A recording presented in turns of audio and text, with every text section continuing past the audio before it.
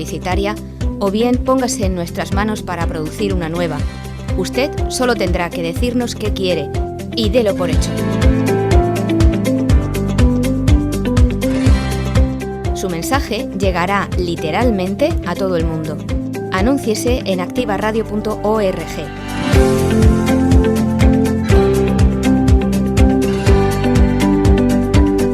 Contacte por correo electrónico en el buzón publicidad@activaradio.es o por teléfono y WhatsApp al 656 981 607. Anúnciese en activaradio.org.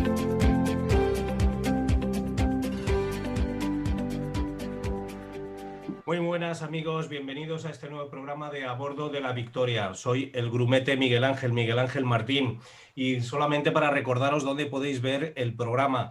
El programa lo podéis ver, y he dicho bien, aunque estamos en una radio, en activaradio.org, lo podéis ver a través de las páginas de Facebook, tanto del programa A Bordo de la Victoria como de la emisora activaradio.org, así que podéis ver toda la transmisión en directo del programa y conocer a nuestros invitados. Y también daros el teléfono del WhatsApp de activaradio.org, donde podéis mandar vuestras preguntas y vuestros comentarios, que se las haremos llegar tanto al capitán Andrés Sánchez Caballero como a todos sus invitados. Es el 656-981-607. Repito, es el 656-981-607. Y nada más, mi capitán, todo suyo, toda la nave para usted. Muchas gracias, Miguel Ángel. Buenas tardes, amigos, y bienvenidos, nautas, a bordo de la Victoria. Desde este portal iniciamos ya hace unas semanas esta nueva singladura por Internet para todos los amantes del mar, de la historia de la navegación, de las grandes gestas náuticas y todo lo que tenga interés y sea noticia en el mundo náutico y de actualidad. A bordo de la Victoria se emite en directo los miércoles a las 6 de la tarde y os lo podéis descargar vía podcast o Internet. Hoy, 16 de diciembre, vamos a conocer a uno de los grandes marinos que unas veces, en nombre de la Corona de Castilla y otras a su cargo, navegó durante años por el Atlántico y el Mediterráneo. Fue el primero que llegó a las costas de Brasil. También hablaremos de las titulaciones náuticas de recreo, su legislación y sus atribuciones. Y así comenzamos el programa de hoy a bordo de este navío. Y bueno, para conocer la figura de Vicente Yáñez Pinzón, uno de los hermanos Pinzones, que siempre hicimos la gracia de su canción, contamos con la inestimable colaboración por primera vez, y espero que en próximos programas también nos pueda acompañar, de don Mariano Juan Ferragut. Es capitán de navío, retirado, miembro del Instituto de Historia y Cultura Naval, es director de la Revista General de Marina, articulista, escritor, conferenciante, y ha dedicado toda su vida a la Armada. Ha capitaneado también barcos, entre ellos el Castilla, la fragata Asturias, el submarino Cosme García. Ha sido jefe de Unidad Política Exterior del Ministerio de Defensa. Estuvo presente en las negociaciones que llevaron a España a entrar en la UEO y en las conferencias de Desarme de Estocolmo. Le tocó vivir la Marcha Verde en Marruecos en un submarino en las costas africanas. Capitaneaba la fragata Asturias cuando esta fue la primera unidad española en integrarse bajo el mando de la OTAN. Ahora, como dice el don Mariano, está confinado en Ibiza. Y pasamos a saludarle. Buenas tardes, don Mariano. ¿Cómo está? Buenas tardes. Encantado de estar con ustedes y poder participar en este programa que tiene este nombre tan sugestivo como es A Bordo de la Victoria. Ahora que estamos en pleno acontecimiento del quinto centenario de la Vuelta al Mundo. Bueno, es un honor contar con usted esta tarde y que nos amplíe detalles de los viajes y hazañas de Vicente Yáñez Pinzón y bueno, y de otras muchas cosas que sé que usted es un erudito en la historia naval española. Fíjese ahora que dice lo de A Bordo de la Victoria, que bueno, los que nos gusta, pues sabemos que es el primer barco que dio la vuelta al mundo con Magallanes y Elcano, que hoy salía la noticia en La Verdad de Murcia de que llegaba hoy mismo la Victoria a Cartagena. Sabéis que está dando la réplica, está dando siempre vueltas alrededor de España y representándonos por algunos lugares del mundo, y hoy he oído noticia que estará aquí hasta el 10 de enero. Ahora, hablando con el productor, se nos estaba ocurriendo en hablar con ellos, ya intervinieron en uno de los programas del Cano, para ver si conseguimos pues, hacer un programa igual desde a bordo en la Victoria y sentir lo que sintieron aquellos marinos en el siglo XV. Bueno, y también nos acompaña Álvaro García de Polavieja, es el director adjunto de Cenáutica. Bueno, es la escuela de referencia en España para títulos de navegación y para otras muchas cosas que él nos contará, con más de 40.000 alumnos en una larga trayectoria de más de 30 años. Buenas tardes, Álvaro. Muchas gracias por acompañarnos esta tarde. ¿Cómo estás?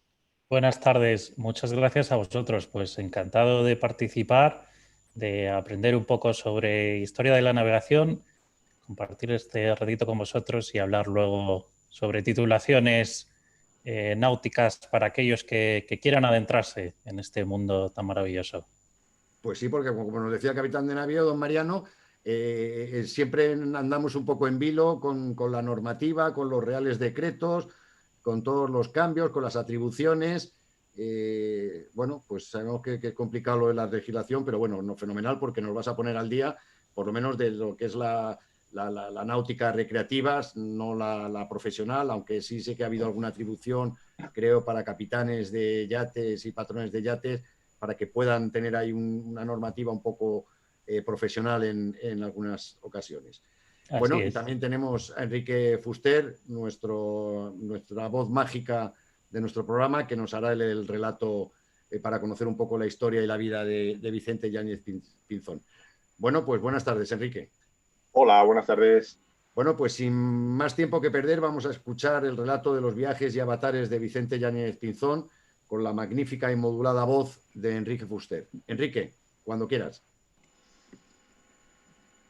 Vicente Yáñez Pinzón nació en Palos de la Frontera hacia 1462. Desde muy niño aprendió el arte de navegar de su hermano mayor, uno de los más destacados navegantes de la época, y participó desde su adolescencia, que vivió en tiempos de guerra, en combates y asaltos. Se casó 2 veces. La primera con María Teresa Rodríguez, con la que tuvo 2 hijas. La segunda, al regreso de su último viaje a Yucatán en 1509, con Ana Núñez de Trujillo, con la que convivió en Triana hasta su muerte. Las primeras noticias documentadas sobre Vicente Yáñez son varias denuncias sobre asaltos a naves catalanas y aragonesas que realizó desde que tuvo solo 15 años, entre 1477 y 1479, una época de guerra con Portugal en la que Palos participó activamente y que agravó su habitual escasez de trigo.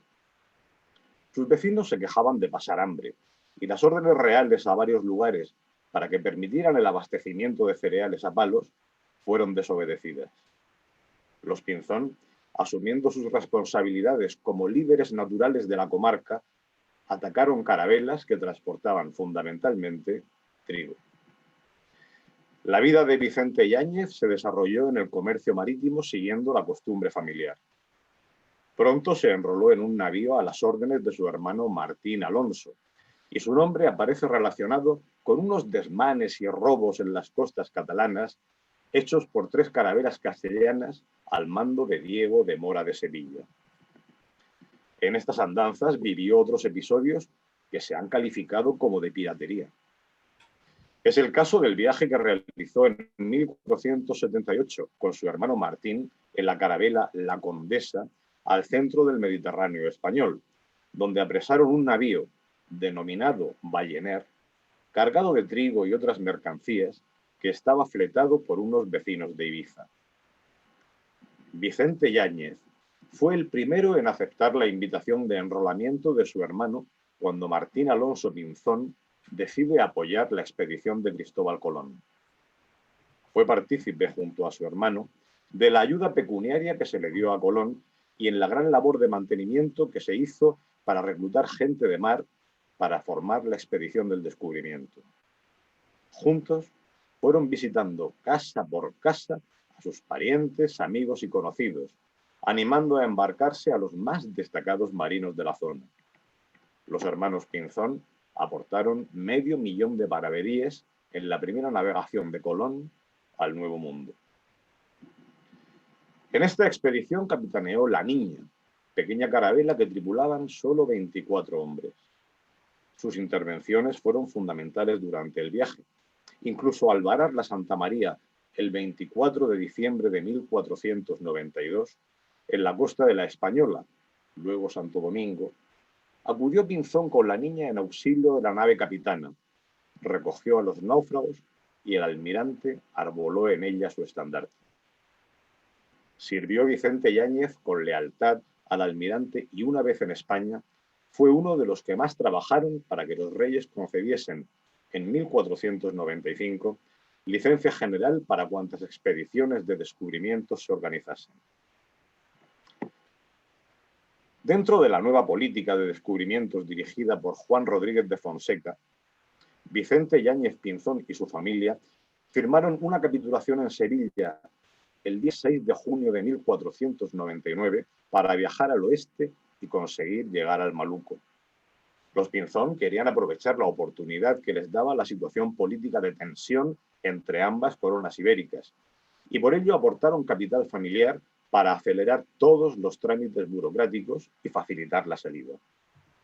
La flotilla zarpó del río Saltés, desde donde se dirigió a Sevilla, para ultimar gestiones con Juan Rodríguez de Fonseca. Y una vez logrado su propósito de favorecerse con descuentos fiscales en su cargazón, la armadilla se dirigió por el río Guadalquivir hacia la costa andaluza.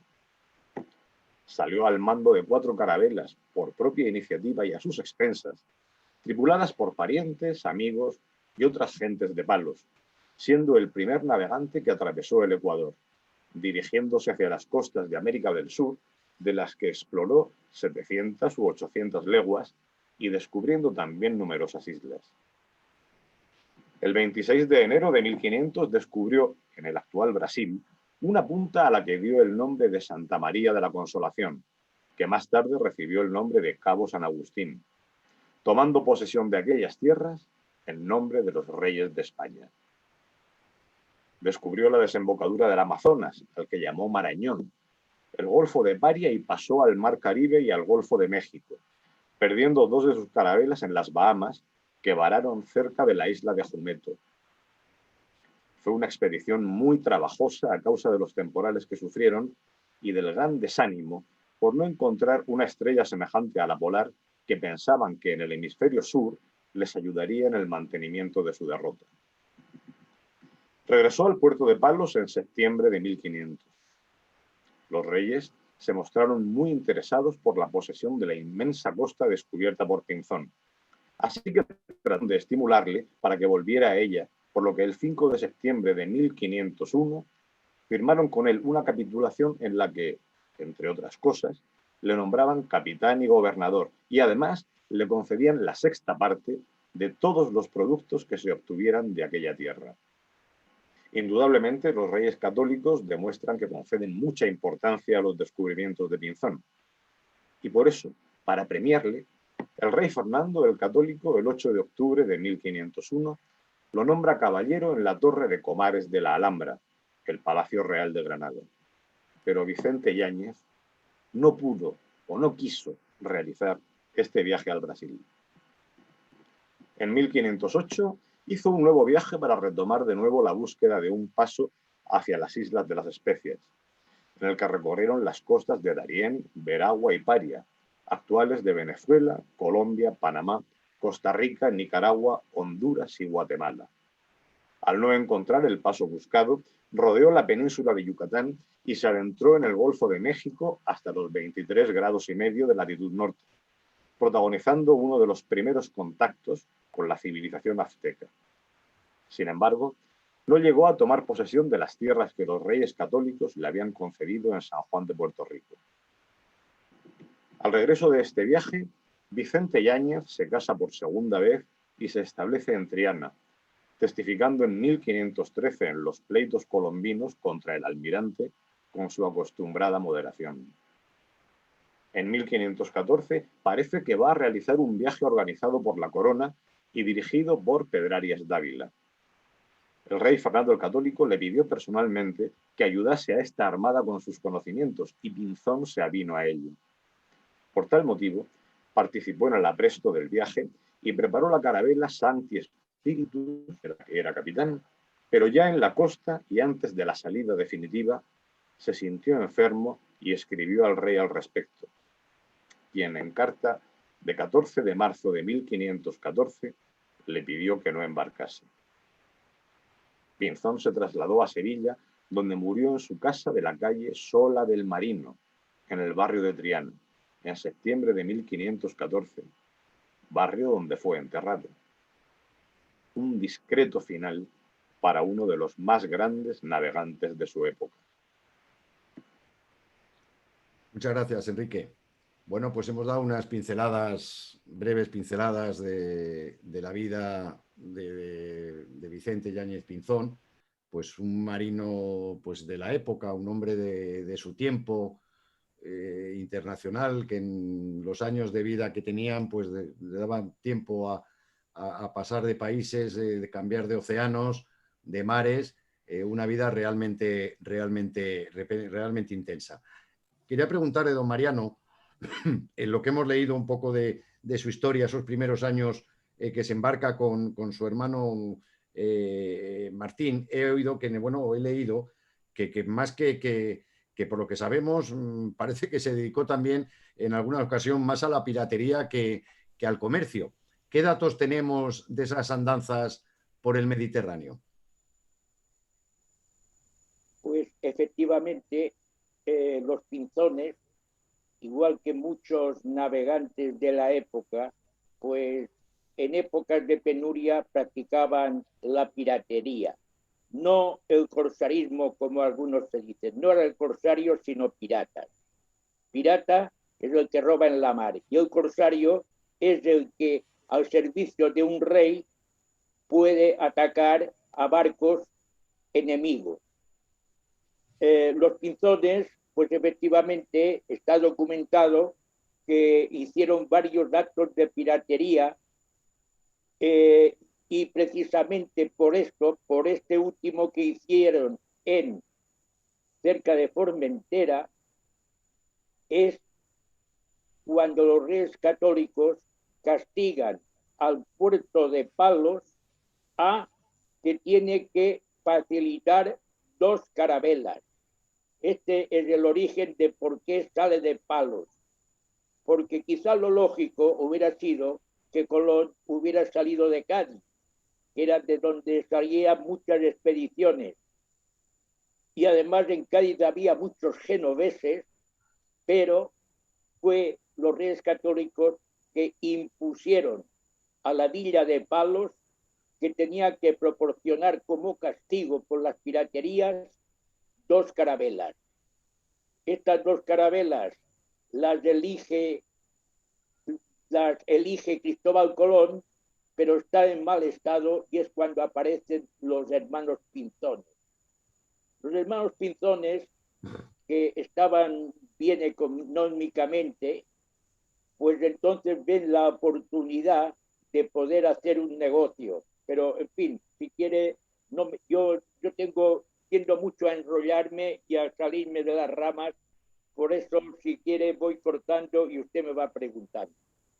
Bueno, no, la explicación era perfecta porque sabía de ese dato, o sea que lo que entiendo entonces es que de las 3 carabelas que fueron con Colón, 2 de ellas fueron un poco armadas por la familia o parientes de la familia Pinzón.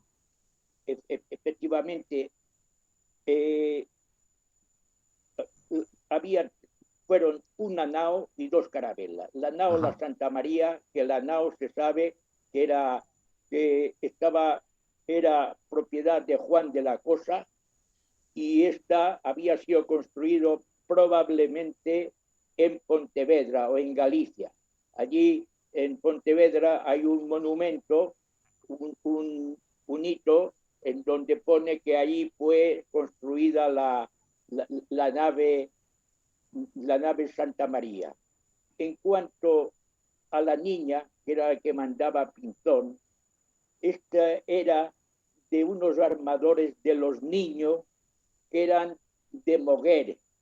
Muchas veces se confunde Palos con Moguer, cuando son 2 localidades diferentes. Están las 2 en el mismo río, pero se confunde muchas veces. Los Niños eran de Moguer y por eso se llama La Niña. Y la pinta, la que mandó su hermano mayor, Martín Alonso, esta era de Palos. Y al parecer el que puso, el que se hizo cargo del alquiler, del precio del alquiler, fue la villa de Palos.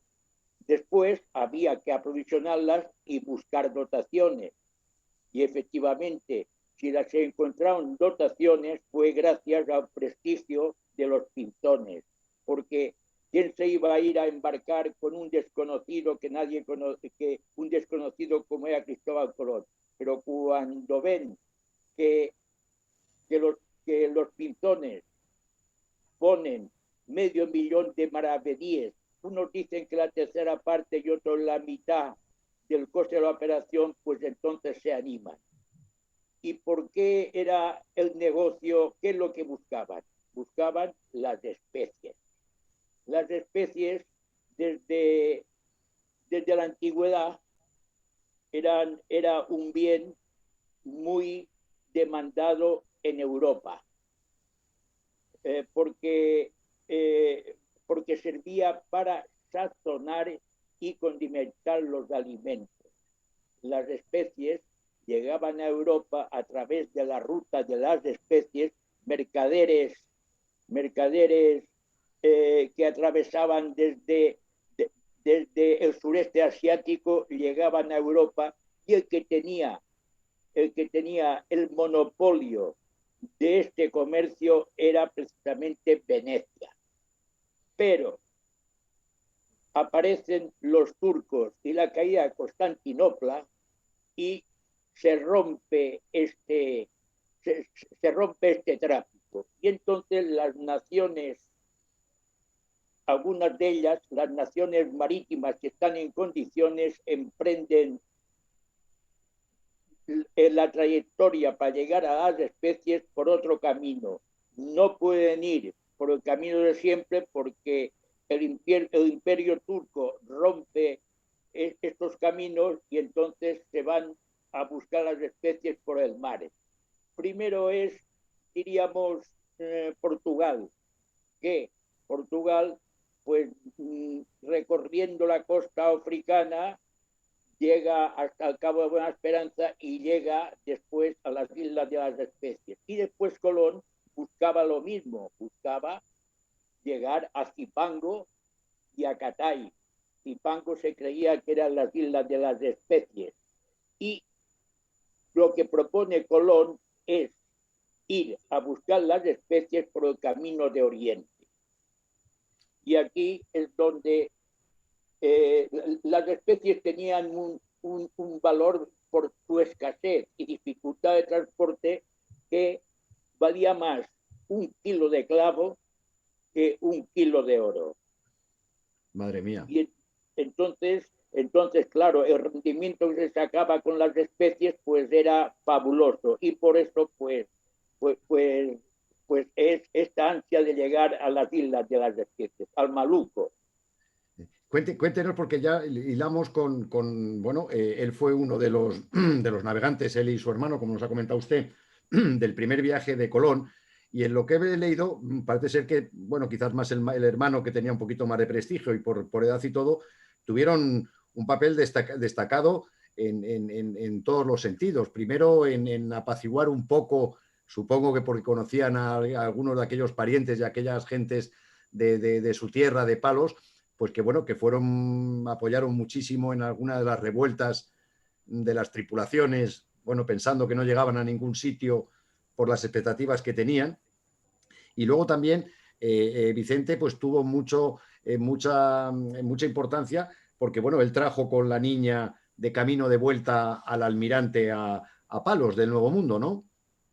Por un lado en ayudar a que no se sublevasen las tripulaciones estando ya por el mar y llegando a la Española, y luego pues bueno, en hacer ese camino de vuelta y regresar con Colón. Efectivamente. Los pinzones se consideran los cubridores con Colón. Si no hubieran existido los Pinzón, probablemente no se hubiera podido llevar a cabo esta aventura colonial. Menéndez Pelayo decía que nada envejece tanto como un libro de historia.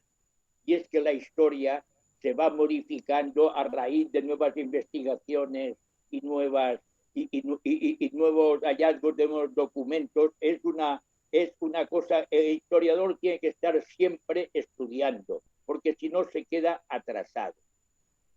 Y entonces los Pinzones, pues no se da el valor que tienen los Pinzones hasta que llega el 4º centenario del descubrimiento de América.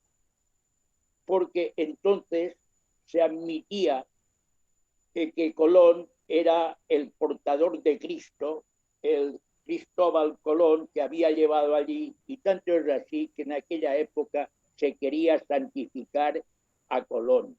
Había un conde francés, un conde italiano y un obispo de Burdeos que querían santificar a Colón. Y entonces, para santificar a Colón, había que ensalzar su figura y decir que los demás eran muy malos, que los Pinzones, que todos los demás, que los reyes católicos, que allí el bueno era Colón. Pero llega el historiador don Cesario Fernández Duro para el 4º centenario y empieza a investigar, y es el que pone de relieve el papel de los Pinzones. Ahora, para este 5º centenario que estamos haciendo de la Vuelta al Mundo, nos ha faltado un Cesario Fernández Duro, porque hemos admitido todo que fue la Vuelta al Mundo de Magallanes y Elcano, cuando la Vuelta al Mundo no fue de Magallanes. Magallanes nunca pretendió dar la Vuelta al Mundo, nunca lo quiso dar la Vuelta al Mundo. Y entonces nos ha faltado alguien. ¿Por qué? Porque el 4º centenario no se pudo celebrar, el 4º centenario de la victoria no se pudo celebrar porque cuando había que prepararlo, Europa estaba en guerra. Y entonces, pues se hicieron muy pocos actos. Al contrario, con el 5º centenario, que sí que se hizo la reproducción de 3 carabelas que salieron también de Palos, y una la patroneó el capitán de navío Concas, que fue el patrón de la Santa María. Se hicieron las 3 carabelas y se celebró mucho con grandes exhibiciones navales, acudieron. Y en cambio, el 4º centenario de la Vuelta al Mundo, pues el 4º centenario no se celebró. Y entonces, aquí hemos admitido ya todos que es la Vuelta al Mundo de Magallanes y Elcano, cuando deberíamos celebrar la primera Vuelta al Mundo de la Victoria. Esto es lo que, en mi opinión, lo que tendríamos que celebrar, la primera Vuelta al Mundo de la Victoria. Porque, de no ser así, hasta podemos decir que Drake fue el primero que dio la Vuelta al Mundo, en el mismo barco. Porque, claro, la Victoria, pues, tuvo 2 mandos, primero Magallanes y después Elcano. Pero si nosotros hubiéramos celebrado la Vuelta al Mundo de la Victoria, pues esto sí que no hay duda que fue el primer barco que dio la Vuelta al Mundo, la nao Victoria.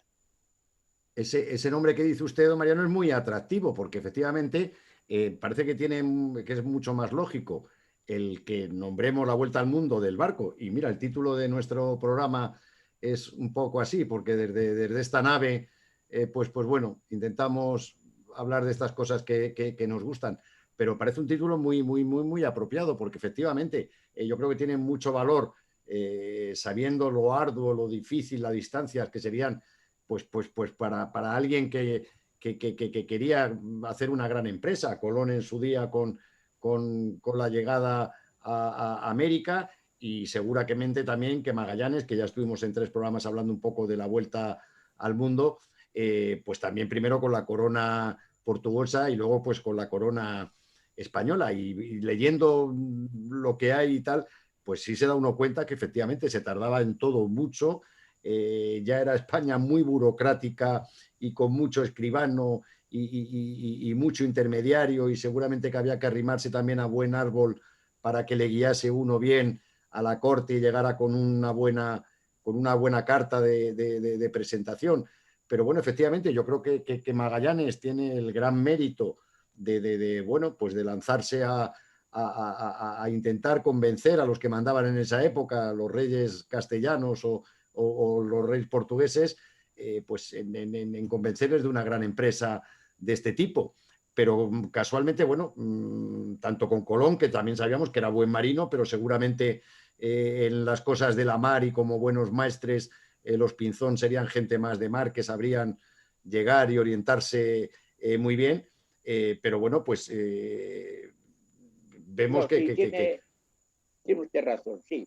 Ahora, yo no quiero quitar méritos a Magallanes y también no quiero quitar méritos a Cristóbal Colón. Cristóbal Colón fue un gran navegante y un pésimo administrador, porque el regreso es obra, diríamos, de Cristóbal Colón. La primera encuentra el camino de vuelta, mientras nosotros en el Pacífico tardamos 40 años en encontrar el camino de vuelta.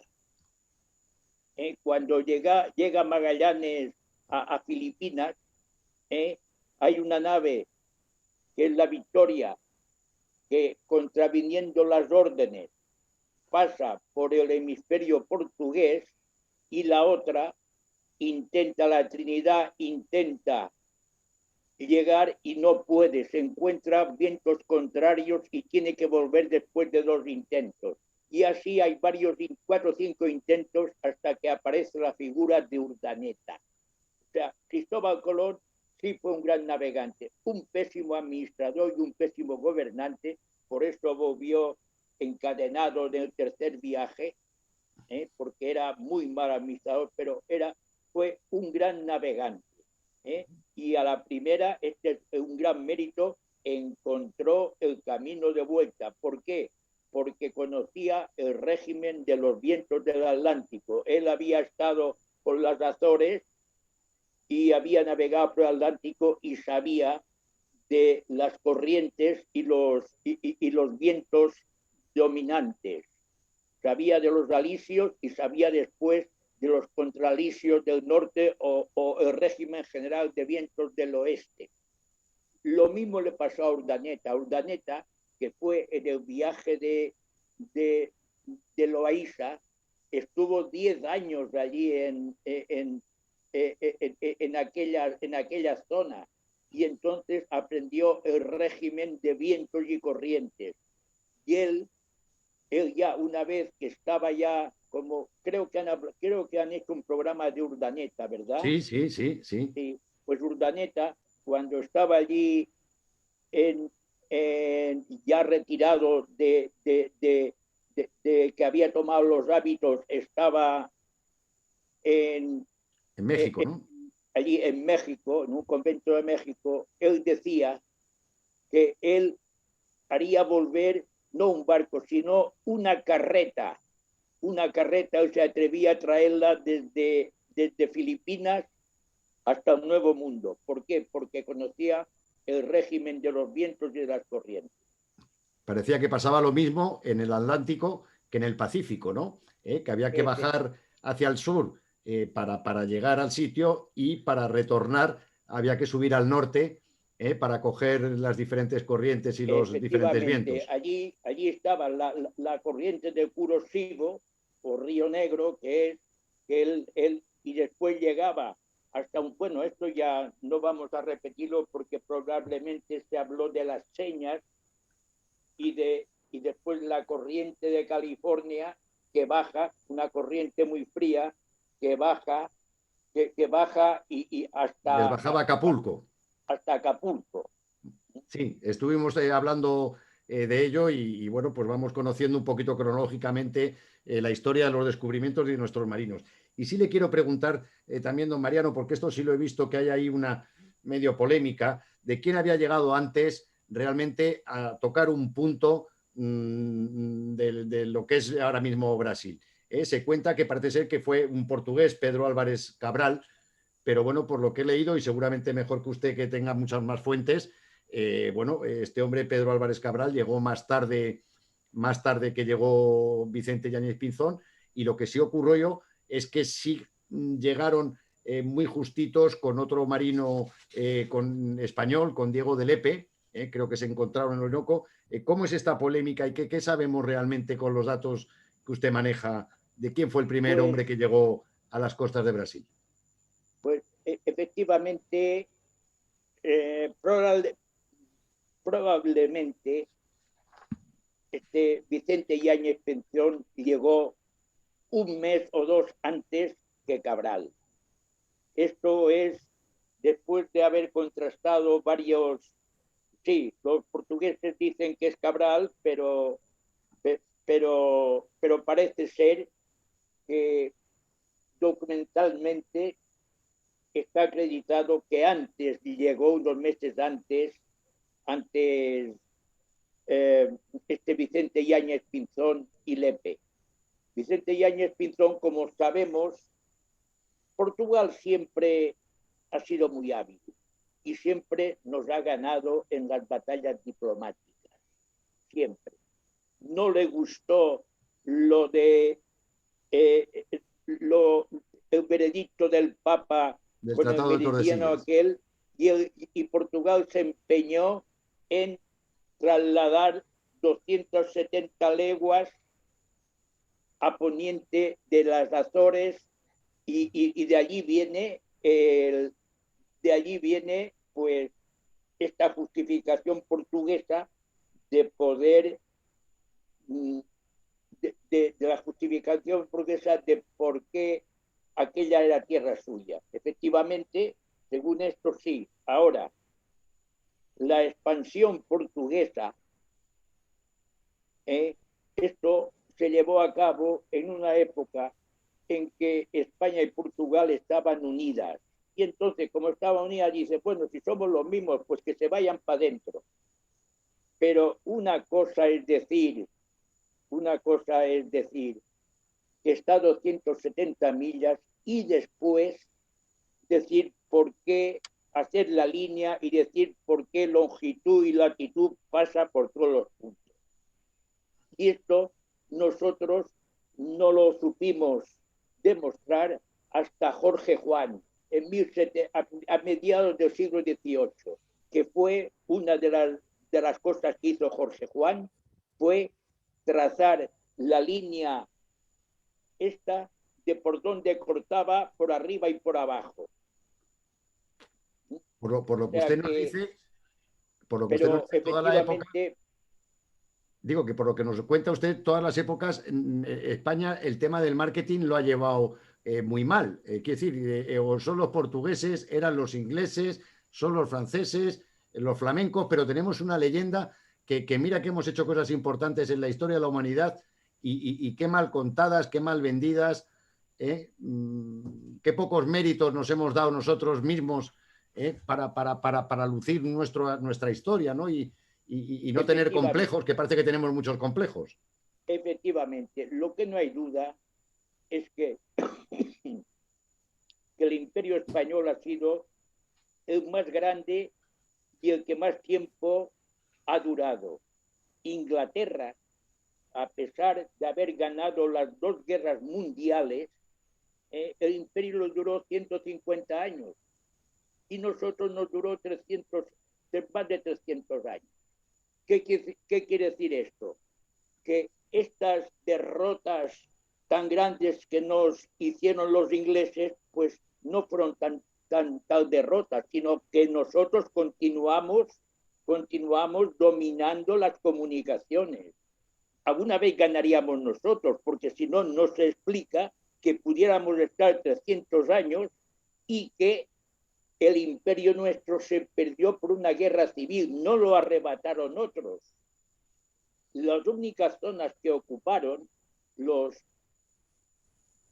portugueses, ingleses y franceses eran unas zonas que nosotros no nos interesaban, como pudiera ser las Guayanas, que es un sitio insoluble, y entonces, claro, el problema de España era que no tenía suficientes hombres para poder abarcar tanto. Y entonces, pues, lo mismo que al sur de allí, en Yucatán, también es la zona esta, que es una zona que nadie quería ir allí. Y lo mismo pasaba con las Guayanas, pues allí se metieron franceses e ingleses, y en cambio, fíjese usted que en el Pacífico, desde arriba hasta abajo se habla español. Y en cambio, en el Atlántico, pues ya se habla portugués, francés, inglés, holandés. Es que quiere decir que nosotros fuimos los dueños del Pacífico durante 250 años. El lago español no lo pusimos nosotros, se lo pusieron los anglosajones, el lago español. Pues fíjese, por eso en este programa siempre tenemos esta parte tan importante de la historia, pues, de España, de los marinos, porque creo que, bueno, pues podemos difundir con gente como usted, don Mariano, eruditos que saben bien la historia, que la han estudiado y que nos pueden ampliar un poco más, ya que en los libros ahora de nuestros hijos ya este tipo de cosas poco saben, pues por lo menos que cabezas como la suya, privilegiadas, nos puedan ampliar un poco estos temas. Yo tengo que reconocer que soy un poco heterodoxo, que muchas veces no sigo, diríamos, la versión oficial, sino que ya a mi edad, después de haber leído, pues tengo mis propias teorías de cómo fue la cosa. No quiero decir que esté en lo cierto, sino que es una interpretación que hago de la historia de España, en especial de nuestro pasado naval, que es a lo que me he dedicado, al pasado naval español. Pues eso, don Mariano, es lo que buscamos en nuestro programa, salirnos de la historia, pues bueno, algunas veces negra y mal contada, y que gente como usted pues nos pueda asesorar e iluminarnos un poquito en estas tardes de los miércoles. Le quiero dar las gracias, don Mariano, por aportarnos su sabiduría. Espero contar con usted en próximos programas, que tendremos muchas cosas para que usted también nos pueda ampliar. Y ya le digo, darle las gracias. Si se quiere acompañarnos, vamos a dedicar estos 20 minutos que nos quedan a hablar con Álvaro García de Polavieja. Muchas gracias, don Mariano. Vamos a hablar gracias. Pues continuaré para oír a don Álvaro García de Polavieja, porque yo tengo también algunas dudas que quizás se las respondré. Qué bueno. Si hay ocasión, pero no quiero quitar protagonista a don Álvaro García de Polavieja. Nada, pues está usted aquí para cuando quiera hacerle la pregunta que usted disponga. Pues nada, como os decía, os presento a Álvaro García de Polavieja, es el director de Cenáutica. Pues bueno, es, ya he dicho antes, una de las escuelas náuticas de referencia en España. Tienen 3 sedes en Madrid, en Sevilla, en Alicante, más de 40.000 alumnos en estos 30 años, y por lo que vemos, pues bueno, Álvaro es la segunda generación que está dedicada pues a llevar la empresa que fundó su padre. Y bueno, vamos a ver si en estos minutos somos capaces de ponernos un poco al día de las titulaciones de recreo y bueno, y que nos dé tiempo a hablar un poquito de las muchas otras ofertas que tiene Cenáutica, que no solo es una escuela, sino que bueno, pues tiene otras muchas cosas para hacer. Bueno, pues Álvaro, si te parece, yo me he hecho un poco un resumen de los títulos, desde el más sencillo a los más complicados que dais en vuestra escuela. Y bueno, pues si te parece, empezamos pues con quizás el más sencillito, con el que arrancamos todos nosotros, aquel que llamábamos, y que creo todavía se sigue llamando, el titulín, que es la licencia de navegación. Bueno, este título, que es el más básico, ¿cómo se puede hacer en vuestra escuela y qué atribuciones tiene? Bueno, pues yo lo primero voy a intentar aportar algo de luz a todo el tema de titulaciones. Intentaré hacerlo, a ver si soy capaz de, a la altura de don Mariano, que yo me quedaba asombrado de todos los conocimientos que nos ha transmitido y apasionado por conocerlo. Bueno, el tema de las titulaciones, me preguntabas, Andrés, sobre cómo podemos empezar. Efectivamente está el famoso titulín que se conocía entonces. El titulín es una denominación que en realidad es a lo que antiguamente se le llamaba titulín a las autorizaciones federativas porque los hacían las federaciones de vela y de motonáutica, y que a día de hoy, desde la legislación actual que entró en vigor en 2014, también hacen las escuelas de náutica privadas, y que su denominación actual es licencia de navegación, aunque todo el mundo la sigue conociendo por titulín.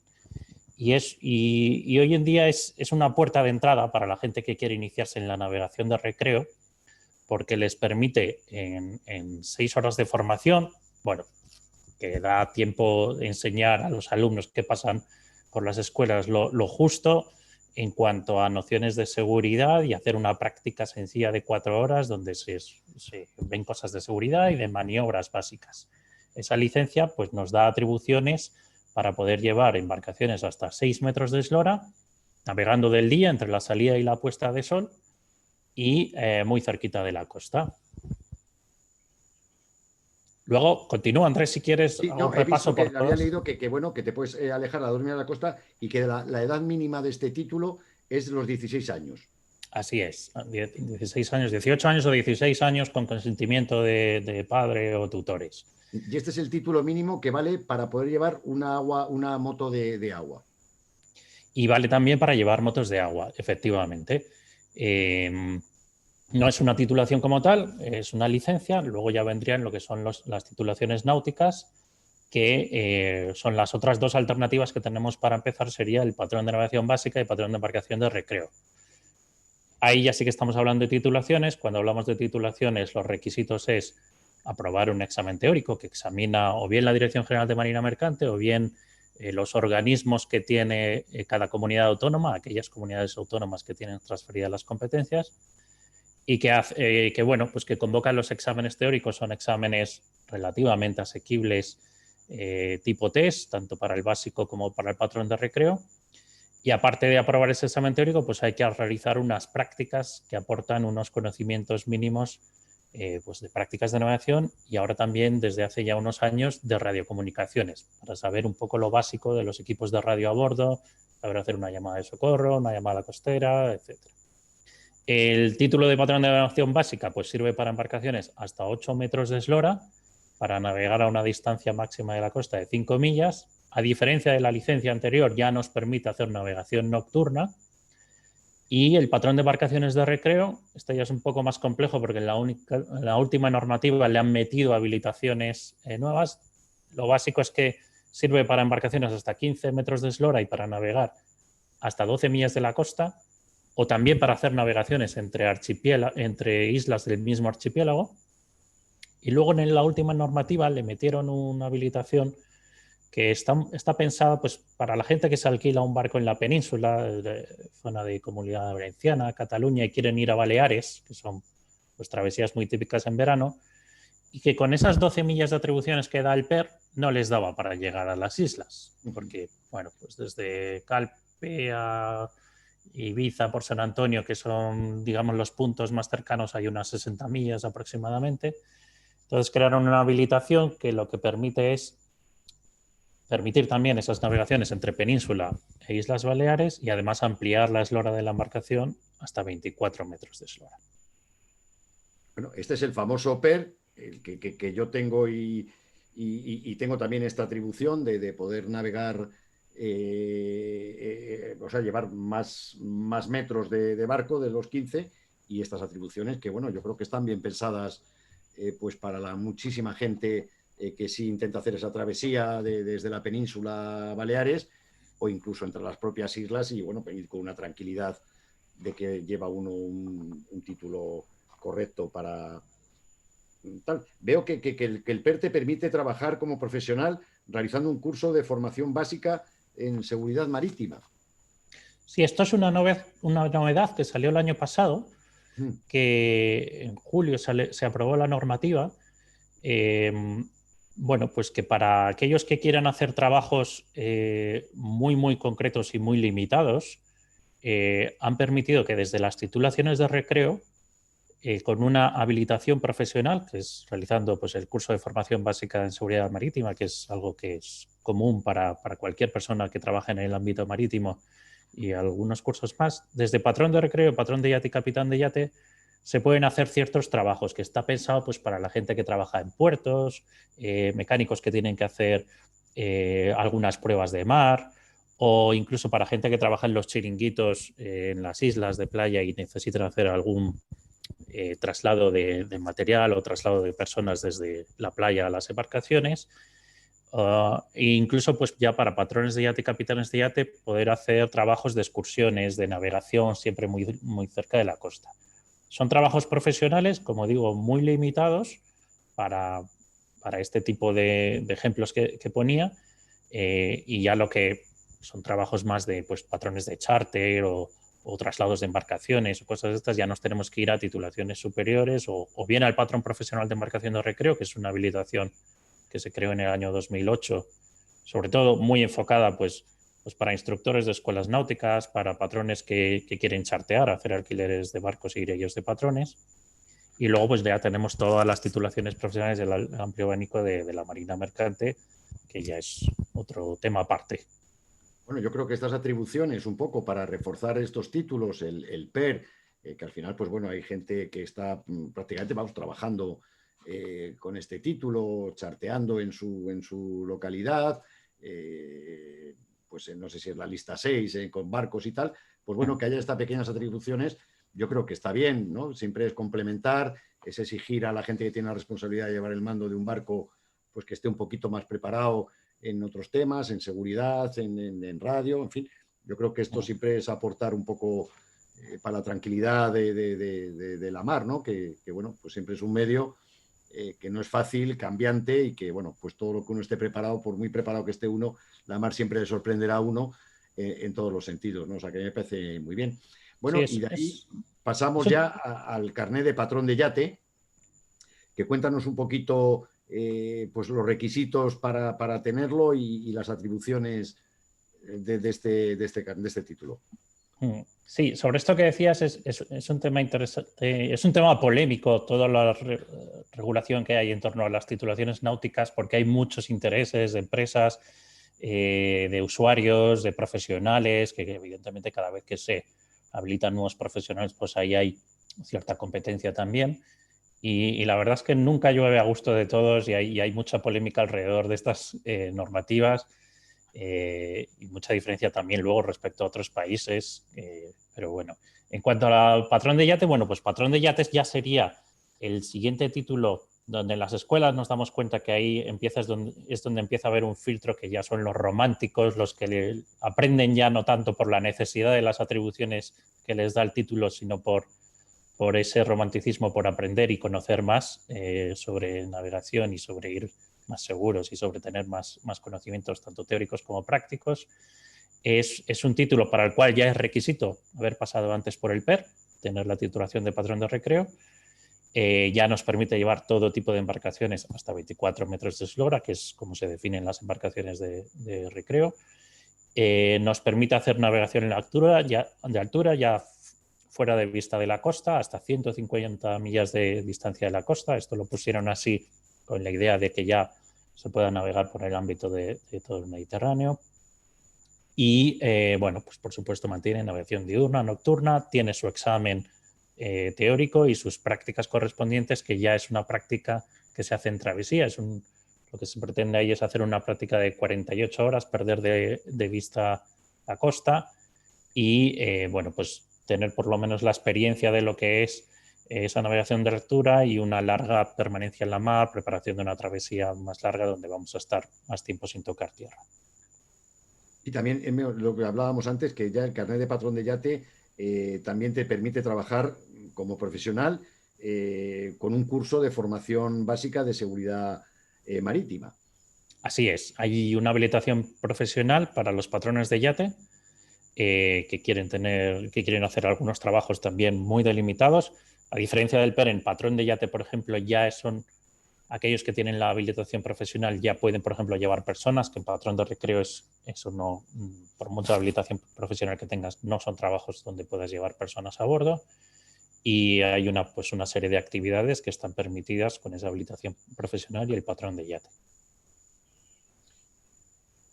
Bueno, este patrón de yate yo entiendo que es un poco de los títulos que ya fuera de los que nos pasamos del PER, pues ya es el que tiene la gente que tiene un poquito más de barco y se mueve un poquito más. Y luego nos queda el carnet de capitán de yate, aunque luego he visto uno que es el pre-PER, se llama, que ahora nos explicarás lo que es, porque hasta ahí yo llegaba, hasta el capitán de yate, que si eres tan amable, explícanos, Álvaro, un poco también sus atribuciones más importantes. Sí, después del patrón de yate tenemos el capitán de yate. Capitán de yate es la última titulación náutica de recreo en cuanto a atribuciones. Ahí ya pues eliminamos todo lo que es restricciones en cuanto a distancia de la costa. El temario consiste en aprender navegación oceánica, vamos a navegar con los astros, hay una parte de temario sobre cálculos de navegación, oceanografía y meteorología para lo que es preparación para navegaciones oceánicas. Hay un temario también que hay que preparar para el examen sobre comunicaciones en inglés, pues para cuando vayamos a navegar países extranjeros hay una parte de inglés básico que tenemos que saber para comunicarnos por radio, con el puerto, etcétera. Y luego también una práctica de 48 horas donde practicaremos con el sextante para posicionarnos ya sin elementos de electrónica. Es la última titulación y es la que nos daría acceso ahora que comentabas al PPER, que son las siglas de Patrón Profesional de Embarcaciones de Recreo, que esto no es un título como tal, sino es una habilitación profesional, que es esta que hablábamos, que es la que se ha puesto muy de moda desde el año 2008, pues para gente que quiere trabajar, especialmente en verano, de patrones de barcos de alquiler o de instructores de escuela, por ejemplo. Y es el que va, digamos que es una habilitación del PER. No, es una habilitación, el PPER, ¿Qué? PPER, que es una P más que el PER, Sí. que es la P de profesional, Ajá. es lo que va después de capitán de yate. Sería ya el paso a la habilitación profesional. Ajá. Ahora se ha puesto muy complicado. Esto es mucho más fácil verlo en una tabla porque tienes muchas habilitaciones asociadas a cada título, pero digamos que olvidándonos de estas que hemos hablado antes, que son para actividades muy limitadas en los títulos de recreo, el PPER es, digamos, la habilitación profesional por excelencia desde el año 2008 para la gente que navega en el ámbito de la náutica de recreo en trabajos profesionales. Bueno, hay que decir que hoy lo hablaba con Álvaro y un poco pues con la gente y los amigos de la náutica, que en estos meses que llevamos de pandemia, pues bueno, la gente entre las horas que has tenido más libre o que ha tenido más tiempo en casa o más ganas de estudiar, pues realmente, bueno, no ha sido algo que se haya ido abajo del todo, sino que al contrario, por lo que entendía que me contaba Álvaro, pues bueno, ha sido un año bueno, entre comillas, malo por la pandemia, pero bueno en el interés de la gente, de tener titulación, de aprender un poco. ¿Es así, no, Álvaro? Sí, así es. Desde luego, con la que está cayendo, yo es lo que digo siempre al equipo y a los que estamos trabajando en esto, es que no nos podemos quejar porque ha sido un año especialmente bueno.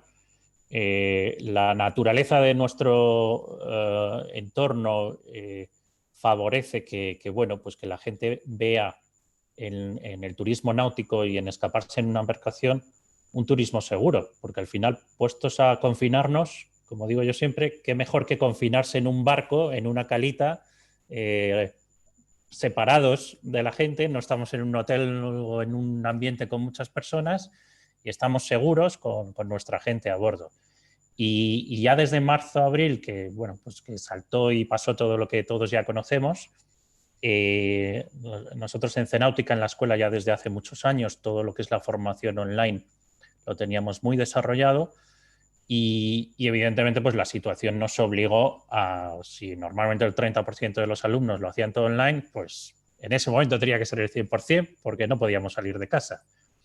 Y no solo no fue un problema, sino que fue un motivo para que muchas personas que estaban en la base de datos y que siempre nos preguntaban y lo iban dejando, dijesen, bueno, pues ahora es el momento, porque es algo que me ha apetecido hacer siempre, porque la gente estaba en su casa y necesitaba entretenerse y les facilitamos la opción, y porque además decían, pues si me tengo que ir de vacaciones y no me puedo ir a un hotel ni me puedo ir al extranjero, pues este es el año de alquilarme un barco. De hecho, ha sido imposible encontrar un barco para alquilar cuando ya se inició la desescalada en julio y agosto. Pues las empresas de alquiler de barcos no había manera, estaban todos los barcos llenos. También les fueron buenos, hicimos un programa hablando con ellos y la verdad es que, bueno, pues habían tenido unos 2 meses y medio, 3 meses muy buenos, pues con gente neófita que no conocía el mar, pero que le pareció un momento magnífico pues para alquilar un barco con patrón o sin patrón y conocer nuestro litoral. Bueno, pues nos ha encantado conocerte, Álvaro. Ya saben todos nuestros oyentes que Cenáutica no solo encuentra los mejores profesionales y méritos técnicos para obtener una titulación, aparte en Cenáutica hay un gran número de actividades para hacer, de travesías, regatas, pesca, buceo, prácticas de mar, gestoría náutica, campamentos de vela en inglés, cursos de perfeccionamiento, club de patrones, vela en Madrid, aunque parezca que no, pues la tienen a 50 kilómetros de Madrid, es posible hacer vela con ellos en el Burguillo, buscar patrón. Bueno, pues los que os conocemos hace ya muchísimos años, para el que no, pues que sepan que tienen una empresa líder en el sector este muy claramente, que pueden contactar con vosotros a través de cenáutica.com, en vuestra página web o en cualquier sitio, porque os digo que sois referencia en la náutica y muchos de nosotros pues hemos aprendido en vuestras aulas. Bueno, pues Álvaro, encantado de conocerte, esperamos poder contar contigo en próximos programas y que nos pongáis al día de todas las últimas novedades náuticas. Claro que sí, un placer, muchas gracias a vosotros. Bueno, y despedir a don Mariano Juan Ferragut por estas pinceladas y por aclararnos y por llevar esta línea y este rumbo de la historia apasionadamente. Esperamos poder contar con usted, don Mariano, en próximos programas. Muchas gracias por acompañarnos hoy. Muchas gracias. Si me permite, yo creía que yo iba a estar 1 hora. Ya se ha cortado el programa, ¿no? Sí, estamos ya despidiéndonos a las 7. Sí. Ahora contactaré con usted por internet y tal. Y bueno, sí, solo me queda agradecer a nuestros contertulios el que nos hayan dedicado estos minutos para hablar de historia y también, pues bueno, para ponernos al día a los amantes de la vela de recreo, pues de las últimas titulaciones y de sus atribuciones. Desde este portal y a bordo de la Victoria, os espero el próximo miércoles a las 6 de la tarde en activaradio.org. Muchas gracias por escucharnos. Buenas tardes a todos y buena proa.